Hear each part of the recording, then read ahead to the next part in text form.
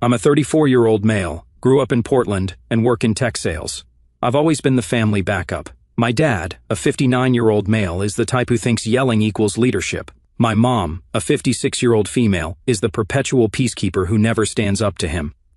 My sister Jenna, a 31-year-old female, was the golden child who somehow never had to grow up. She could bat her eyelashes and get out of chores while I was mowing lawns in the rain.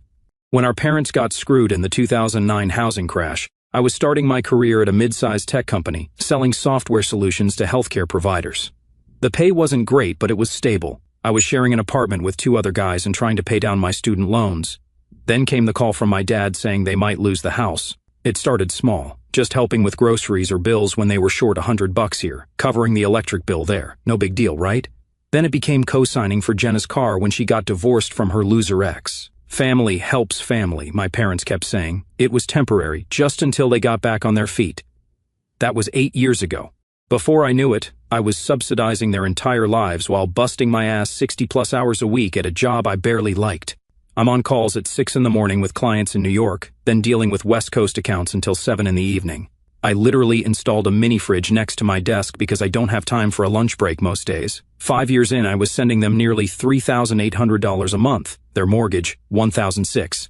$150, utilities, $420. Jenna's car payment, $375. Her kids' activities, $300. Streaming services, $75. Cell phones, $210. Even freaking DoorDash, $400, because it's hard to get to the store with the kids. Meanwhile, I was living in a 1-bedroom apartment in Miami, sharing walls with college kids, because it's what I could afford while bankrolling their lives in Portland. I tried bringing it up a few times. I asked my dad if he'd looked for work. He'd go off about his back problems and how nobody wants to hire someone his age.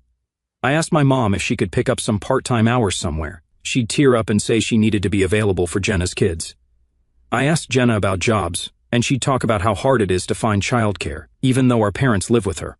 Jenna's parenting is a freaking joke. She's got the attention span of a goldfish with ADHD when it comes to her kids. I remember last Thanksgiving, her daughter had a fever of 102 degrees, and Jenna was too busy posting bathroom selfies to notice. Mom ended up taking care of her while Jenna went out that night for mental health reasons.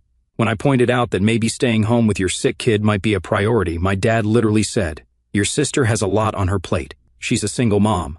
Yeah, so are plenty of women who don't abandon their feverish kids to go do shots with their equally useless friends. One time, I FaceTimed them unannounced. Her 4-year-old was wobbling on a chair, trying to reach peanut butter, while she scrolled her phone on the couch. The kid nearly face-planted, and she didn't even flinch. When I called her out, she laughed and said, "He's got to learn things sometime. He's 4. Meanwhile, she'd been texting all week about needing money for the kids' winter clothes, with a fresh manicure that didn't come from a DIY kit. Every conversation ended the same way, with me feeling like the bad guy for even asking. So, I stopped asking, just kept paying and working, and watched my 30s slip away while they lived in a house I was paying for. It all came to a head with a phone call at 6 in the morning on a Tuesday last December. I was half asleep when my phone started buzzing. Seeing my dad's name pop up made my stomach drop immediately. With him, it's never just a "hey, how's life" kind of call. It's always some emergency or quick favor that ends up costing me hundreds. I almost didn't pick up, to be honest, but I did. He got straight to the point, asking if I could come to Portland for Christmas. He said the whole family would be together, and it would mean a lot to him. His voice was even a bit softer than usual, which immediately set off alarm bells. "Your mom misses you," he said, "and Jenna's kids keep asking when Uncle's coming to visit." That part probably wasn't a lie. My niece, a 6-year-old female, and nephew, a 4-year-old male, are good kids despite everything. They're pretty much the only reason I still picked up the phone at all. "I know it's last minute," he continued, "but we really want you here. Family Christmas, you know, like the old days." Against my better judgment, and I mean better judgment, I said yes. Then I booked an expensive flight to Portland, $897 round trip, thanks to holiday pricing. I dropped everything at work and even bought gifts for everyone. I also got a rental car, even though Dad said not to bother, an extra $340 I didn't need to spend. I've learned the hard way that relying on them for transportation means being stuck on their schedule. I should have known something was up when my dad didn't argue about the dates, didn't ask about my flight details, didn't even offer to pick me up from the airport. He just seemed relieved that I'd said yes and ended the call quickly. Still, like an idiot, I thought maybe, just maybe, they actually wanted to spend time with me. Maybe this time would be different. As soon as I stepped out of PDX, I got hit with that heavy, wet Portland rain. I waited almost 20 minutes for my Uber because of holiday traffic, and the ride to their place felt longer than the freaking flight. When we finally pulled up, I noticed the yard was a mess. Overgrown grass, random toys scattered everywhere. One of those cheap plastic slides tipped over in the mud. I had to step over a rusty bike and some kind of deflated pool toy just to get to the front door. When I finally knocked, I was expecting, I don't know, maybe a smile, a thank you, a hug, some acknowledgement that I'd just flown 3,000 miles to see them. Nope. My dad opened the door, looked at me for like 2 seconds, then hit me with, "You're going to babysit Jenna's kids. We're going on a family vacation." No hey, no hug, not even a damn hello. I stood there, dripping on the welcome mat, trying to process what he just said. Family vacation, not including me. Just what? Then Jenna showed up behind him, holding a duffel bag, looking way too excited. Her 2 little ones were already in their coats, tracking mud all over the entryway.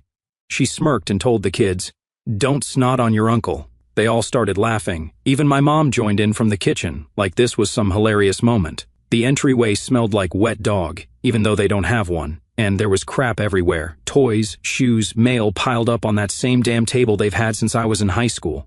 But the kids were bouncing around, clearly hyped up on sugar. My niece had chocolate smeared across her cheek, and was clutching some kind of stuffed unicorn missing an eye. My nephew was wearing mismatched rain boots and kept jumping in place, splashing more mud on my already soaked jeans. Mom emerged from the kitchen with a travel mug, explaining they were going to a resort in Bend for the week. "Beautiful place in the mountains. They have a spa and everything," she said. "And you'll have the house to yourself," Jenna added, like this was some kind of bonus. "Just need you to watch the kids. They're on winter break from school." My dad was already loading suitcases into their SUV, the one I helped them buy last year when their old car died, the one I'm pretty sure I was still making payments on. It was surreal, like I was watching a movie of my own life. I just spent nearly $1,000 on a last-minute flight, took time off work during our busiest season, all because they guilted me into coming home for Christmas, and they were leaving. I stood there with my suitcase still in hand as they continued packing the car, like I should be grateful for the opportunity to babysit for a week while they went on a freaking vacation. My mom must have noticed my expression because she paused and said, "Oh, there's plenty of food in the fridge, and the kids' schedules are on the whiteboard in the kitchen." That's when it hit me. This wasn't a last-minute plan. This was the plan all along. They never wanted me home for Christmas. They wanted a free babysitter so they could go and have fun. I didn't yell. I didn't have to. I just laid it out. Every single thing I'd done for them, every bill I paid, every time I covered Jenna's credit card debt, every lie I told my own landlord when I needed to break my lease early because they needed money for emergency home repairs, which turned out to be a new TV. "So, let me get this straight," I said. "You called me, asked me to come home for the holidays, made me book an expensive last-minute flight, and now you're all going on vacation while I babysit?" My dad paused. "It's just for a week. We never get to do anything nice for ourselves, never get to—" I couldn't even finish the sentence. The audacity was breathtaking. I pulled out my phone and opened my banking app.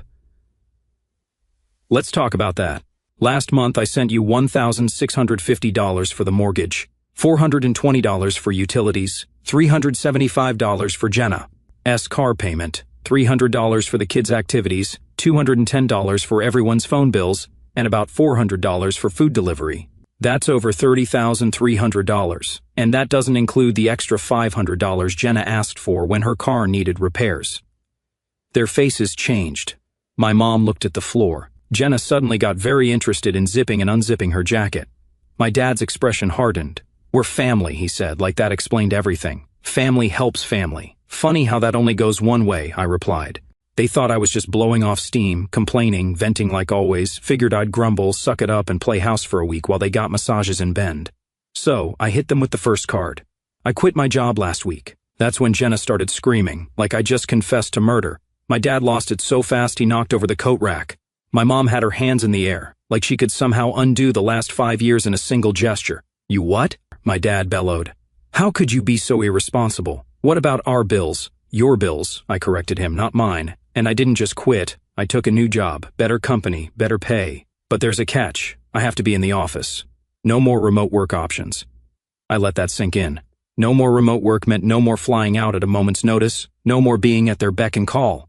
"So, what are you saying?" Jenna asked, her voice suddenly small. "I'm saying I'm done being your wallet. The new job barely covers my expenses, especially with the cost of living in Miami. There's nothing left to send your way. When I told them I wasn't staying to watch the kids, it didn't register right away. They just stood there, blinking, waiting for me to say I was joking. I wasn't. You guys go ahead to your resort, I said, pulling out my phone again. I'll be staying at a hotel downtown. But the kids, Jenna started. Your responsibility, I finished for her, not mine. My dad stepped toward me, finger pointed at my chest. Now listen here. No, you listen, I cut him off. For once in your life, just listen. Then I dropped the next bomb. I told them the resort reservation was gone, canceled 3 days ago and fully refunded to the credit card, the surprise I'd paid for a few months back as a gift when Dad mentioned wanting a getaway. He hadn't noticed because he stopped opening his own statements years ago. My name was on all the accounts. I'd set them up that way to help with their credit after the foreclosure scare. Jenna laughed at first like I was bluffing. Then she pulled up the resort's app on her phone. Her face turned pale as the confirmation disappeared before her eyes. My mom looked over her shoulder, blinked a few times, then started asking questions nobody could answer. How is this possible? Jenna whispered. Same way I've been paying your bills for years, I explained. With my money, my accounts, my credit cards that you all seem to think have unlimited funds. Then came the airline part. I told them the flights had been rerouted, no refunds. That would have been too easy. I had the credit transferred to my own name under an account I'd opened months ago, planning for this exact moment. You can't do that, my dad sputtered. That's our vacation. No, I corrected him again. It's a vacation I paid for, which means it's my vacation, and I decided to cancel it. My dad screamed, "This is fraud." I reminded him it wasn't fraud if the card was in my name. All those upgrades and bills, he hadn't paid anything in a year. The whole house, groceries, Jenna's car payment, it all went through me. He just signed his name and took the credit. But the highlight was what I put on the table next, just a folded letter from Chase Bank, a polite reminder that the automatic mortgage payments had been stopped 3 weeks ago. I'd stopped paying on the house. I wanted to see how long it would take them to notice. They didn't. The kitchen smelled like burnt coffee, and their faces looked like they just watched their winning lottery ticket get shredded. I'm not going to lie, it felt good. Years of being treated like an open wallet, and finally I was closing it. You can't do this to us, my mom said, tears in her eyes. We're your family. Family doesn't treat each other like this, I replied. Family doesn't lie and manipulate to get what they want. It wasn't a lie, Jenna protested weakly. We did want you here for Christmas. As a babysitter, I reminded her, not as a brother or son. My dad was pacing now, running his hands through his thinning hair. So, what, you're just going to let the bank take our house? Let us end up on the street? Is that what you want? What I want, I said slowly, making sure each word landed, is for you all to take responsibility for your own lives. Get jobs, pay your own bills. Stop treating me like an endless resource you can tap whenever you want. The living room fell silent, except for the kids, who'd moved on to fighting over a toy in the corner. My nephew started crying, and no one moved to comfort him. They were all too shocked by what was happening. I've been planning this for months, I continued. I've got spreadsheets tracking every dollar I've given you over the past 5 years. It's over $175,000. Do you understand that? I could have bought my own house, started a family, invested in my future. Instead, I've been investing in yours, and you can't even be bothered to say thank you when I walk through the door. Jenna's phone buzzed. She glanced at it, then looked even more panicked. The hotel just sent a cancellation confirmation, she whispered. Yep, I nodded. I called them this morning. As Jenna was walking in circles, trying to call the resort, the doorbell rang. Everyone froze. Nobody was expecting visitors, except me. I'd planned this down to the hour. I told them to relax, it wasn't the bank, not yet. My dad opened the door, and in walked a tall woman in her 40s with a clipboard and badge around her neck. She introduced herself as Marissa from Child Protective Services. Jenna's face went completely white. You see, I called CPS 3 weeks ago, told them what I'd seen during our last video call. The kids left alone in the backyard without coats, one crying while Jenna smoked on the porch, scrolling through her phone. I had screenshots, dates, times, the time my nephew fell and got a bloody nose while Jenna was inside taking a nap, the time my niece had what looked like cigarette burns on her stuffed animals. CPS had opened a silent file, and now they were here for a home visit. I gave Marissa a polite smile and told her I was the uncle in town for the holidays. Offered to show her the kitchen, refrigerator, nursery. Jenna just stood there, frozen, clutching her useless plane tickets. We've received some concerning reports, Marissa explained, her voice professional but kind. I'm just here to check in and see how everyone's doing.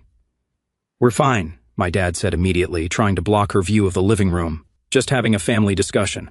I can see that, she replied, glancing at the suitcases by the door. Were you planning on going somewhere? Vacation, my mom said quickly. But we're reconsidering. Marissa nodded and asked if she could come in and look around. My dad hesitated, but she reminded him that she could come back with a court order if necessary. He stepped aside. The house told the whole story.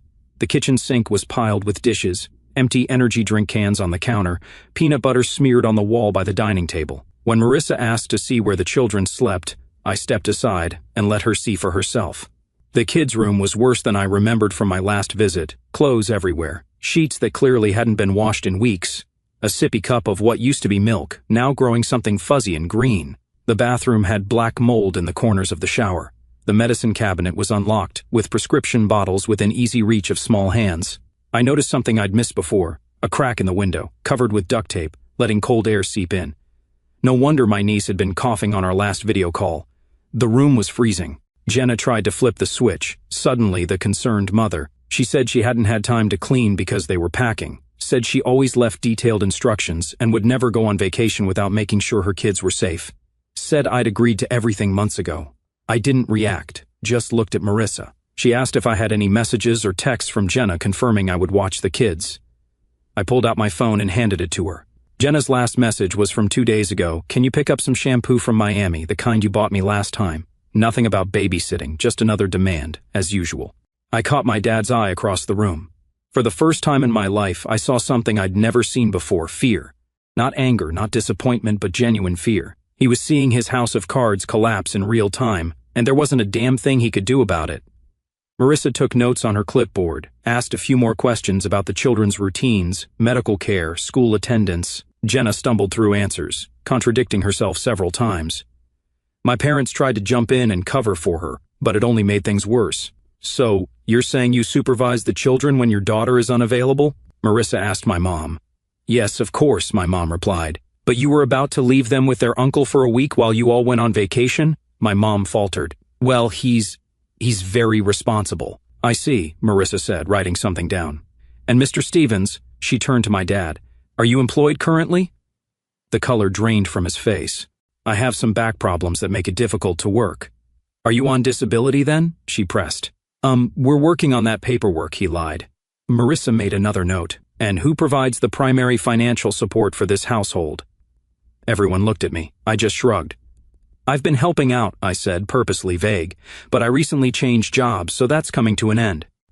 The rest of the inspection went about as well as you'd expect. Marissa checked the fridge, nearly empty except for condiments and some expired yogurt, asked about smoke detectors. One was chirping from low battery, and observed the children, who were clearly not used to regular routines or discipline. By the time she finished, Jenna was in tears, not the manipulative kind she usually used to get her way, but real, scared tears. My mom was sitting on the couch, head in her hands. My dad was leaning against the wall, arms crossed. Marissa gave them a checklist of what needed to be fixed and warned she'd be back in 48 hours for a follow-up. She suggested some resources for parenting classes and job assistance programs. Then she left, but not before giving me her card and asking me to call if I had any other concerns. After she left, I picked up my suitcase. They didn't stop me. Not one of them asked me to stay. I told my dad I'd crash at their place for 2 nights until I could get into my new apartment. Said it like any normal person would, not smug, just a statement. He looked at me like I'd personally attacked him and said no. He said I wasn't welcome anymore, that I'd humiliated them, and if I thought I was better than them, I could prove it from somewhere else. After everything you've done, he said, voice trembling with rage, you think you can just stay here under my roof? I almost laughed at the irony. His roof, the one I'd been paying for. I looked at my mom. She didn't say a word. Jenna was still hiding with the kids. It was exactly what I expected. They'd used me for as long as they could, and now that I wasn't playing along, I was disposable. So I nodded, didn't argue, just picked up my barely unzipped suitcase and walked out. No dramatic exit, no big speech, just a guy leaving a house that never really belonged to him. Then I drove to my new place, the one they didn't even know existed, a 1-bedroom downtown condo, 12th floor, with a view of the city I'd grown up in but never really enjoyed. Clean, minimal, fully paid for. I'd been planning this move for over a year, quietly, while still wiring the money. See, 6 months ago, I'd made a decision. Instead of sending them extra money when they asked, which was constantly, I started setting it aside, opened a separate account they knew nothing about, started building up a safety net for me, not them. Found a real estate agent who helped me find a foreclosure that I could get for a steal, used every penny I'd saved to buy it outright. No mortgage, no loan, no monthly payment, just mine. The place still smelled like fresh paint. The floors were cold, the fridge empty, and there were no sheets on the bed. But it was mine. Nobody else had the keys. I put my suitcase in the closet and just stood there for a moment, hearing nothing. No TV blaring, no kids screaming, no one asking for a favor or a loan or just a little help until payday. For the first time in years, I wasn't responsible for anyone but myself. I stood at the floor-to-ceiling windows, looking out at the city lights, and felt something weird in my chest. It took me a minute to realize it was relief. Pure, unfiltered relief. The next day I went shopping, bought groceries, sheets, towels, a decent coffee maker. All the stuff you need when you're starting over. Spent the afternoon setting up my place, arranging furniture, hanging a few pictures, made it feel like home. My phone had been blowing up with texts and calls since I'd left. I ignored most of them. They all followed the same pattern: anger, threats, guilt, bargaining, classic manipulation tactics. From Dad, you've destroyed this family. I hope you're happy. From Mom, please call us. We need to figure this out. From Jenna, the kids are crying. They don't understand why Uncle left. That last one almost got me. Almost. But then I remembered how quickly they'd been ready to dump those same kids on me while they went on vacation. How those tears were being weaponized against me again. I kept my phone on Do Not Disturb and focused on setting up my new life. The next morning, I got a text from Jenna asking if she could come over alone. She said she wanted to apologize, and for some reason I said sure. Maybe because of all of them, she was the only one who seemed capable of change, or maybe I just wanted closure. I gave her the address but told her she had 1 hour, not a minute more when she showed up. She looked different, smaller somehow. Hair in a messy bun, no makeup, no phone constantly in hand.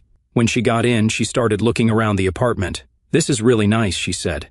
I didn't thank her, just gestured to the couch and asked if she wanted coffee. She nodded, and I noticed her hands were shaking. "How long have you had this place?" she asked as I handed her a mug. "Closed on it 3 months ago," I replied. "Been setting it up little by little. And you never said anything? Would it have mattered? Would you have been happy for me, or would you have figured out a way to use it for yourself?" She didn't answer, just stared into her coffee. Then she started talking, really talking, without the drama and manipulation. She apologized for everything, for planning to dump the kids on me, for acting like I wasn't doing enough, for every time she texted asking for money like it was nothing. She even apologized for laughing when I walked in the door. "We got used to you fixing everything," she admitted. "Mom and Dad expected it. I expected it. It felt normal until you stopped playing along." I told her I appreciated it but couldn't pretend it hadn't happened, that apologizing wouldn't fix anything unless she really changed. "I know," she said quietly. "That's why I applied for a job yesterday." That surprised me. "What kind of job?" "Nothing fancy, receptionist at a dentist's office, but it's something. They said I could start next week if my references check out." "That's good," I said, meaning it. "What about the kids?" "Mom's going to watch them during my shifts. Dad's looking into some handyman work. Nothing permanent, but it's a start." I nodded, not wanting to get my hopes up. They'd made promises before. Before she left, she said she and the kids were staying at a Motel 6. She was thinking about getting her own place once she had some paychecks under her belt. She sounded serious. I told her she should, that it would be good for the kids to have their own space. She hesitated at the door. "CPS is coming back tomorrow. Marissa said we need to clean up the house, get some groceries, fix the smoke detector. I don't suppose—" I shook my head. "No more bailouts, Jenna. You all need to figure this out yourselves." She nodded, disappointed but not surprised. "Worth a shot," she said with a sad smile. Then she left, closing the door softly behind her. That night, I got a voicemail from my dad from an unknown number. "If you think this is over, you're dumber than I thought. You want to embarrass this family? You'll see how that feels."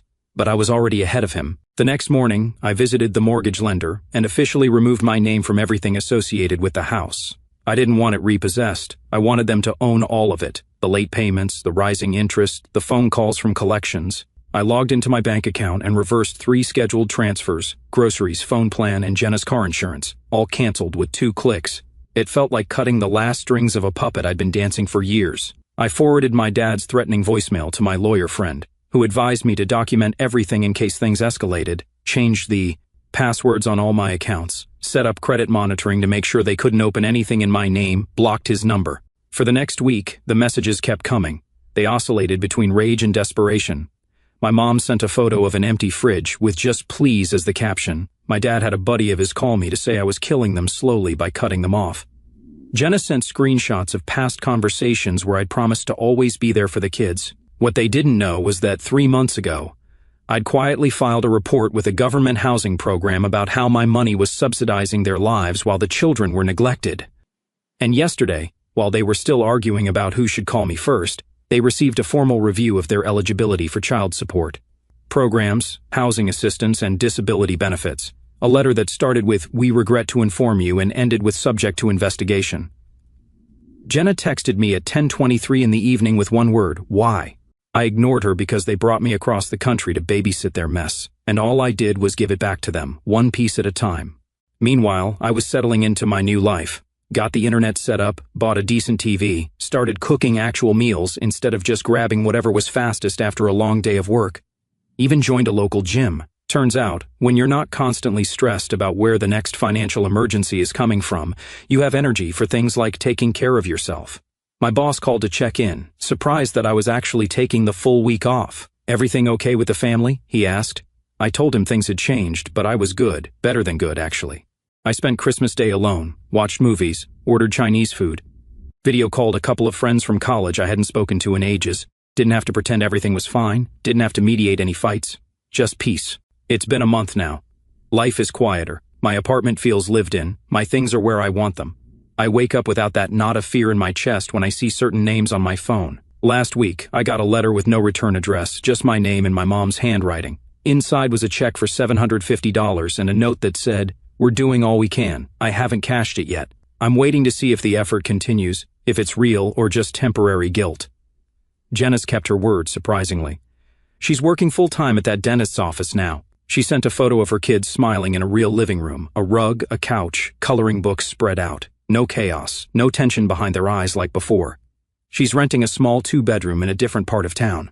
My parents are still at the house, but they're both working part-time now. Dad doing maintenance at an apartment complex. Turns out his back isn't that bad when it's the only option. Mom cleaning houses. We don't talk directly, just short messages. That's all I want right now. I'm not ready for more, maybe someday, but not yet. As for my dad, nothing. Not a text, not a whisper. People like him don't apologize. They wait for the world to bend back to them. I don't bend anymore. I got a promotion at work, started hitting the gym 4 times a week. Turns out, when you're not pouring your life savings into someone else's endless pit of needs, you can actually build something for yourself. Yesterday, I ran into Marissa from CPS at a coffee shop downtown. She recognized me, asked how I was doing. I told her things were better, much better. She smiled and said she was glad to hear it, that the family was making progress too. Said the follow-up visits showed real improvement. The house was clean, the kids were in a routine, there was actual food in the fridge. "Your sister mentions you sometimes," she said. "I think she misses you. Maybe that's true. Maybe I miss parts of them too. The potential of what we could have been as a family if money and manipulation hadn't poisoned everything. Sometimes I think about what would have happened if I just played along that day, if I'd watched those kids and let them go on vacation. Then I remind myself it wouldn't have been just that day. It would have been every day, forever." Edit. Thanks for the awards and support. To answer some common questions. 1. Yes, the kids are safe. CPS is still monitoring the situation, but things are improving. 2. No, I haven't talked to my dad since that day and don't plan to. 3. Yes, I kept all the presents I bought them. LOL. 2. Babysit. Hey Reddit, so it's been 3 months since I walked out of my parents' house and told them to start fending for themselves. Remember my father's threats after that? Turns out the dude wasn't bluffing. 2 weeks ago, my bank's fraud department called. Someone tried to wire $12,000 to some offshore account using my information. They blocked it, but when I checked my credit report, 6 hard inquiries from loan applications I never filed. Someone was trying to rack up massive debt in my name. That was just the warm-up. Next, this genius created a Gmail with my full name and started emailing my clients, claiming I was stealing company data and selling it to competitors. 3 clients contacted my company before I even knew what was happening. Got pulled into an emergency call with legal. Thankfully, my boss had my back, but I still spent 48 hours doing damage control. That's when I stopped reacting and started handling it. Hired a lawyer. Took us 2 days to trace everything back to my dad. The idiot used his own devices and even listed his personal email as recovery for the fake accounts. Pure boomer villain. And that was it. I pressed charges, identity theft, fraud, and defamation. Yesterday, police showed up at my parents' with a warrant and seized every device in the house. He's facing potential jail time now. Mom's been blowing up my phone, begging me to drop charges. Jenna, surprisingly, just said, "Do what you need to do," and left it at that. I think she finally sees how far off the rails the old man's gone. I'm not dropping anything. He tried to destroy my credit and get me fired, all because I stopped being his safety net. Court date is next month. Lawyer says it's a slam dunk case. I've also frozen my credit, changed banks, and installed security cameras at my place. Not taking any chances. Edit. Thanks for all the support, and yes, I got a restraining order.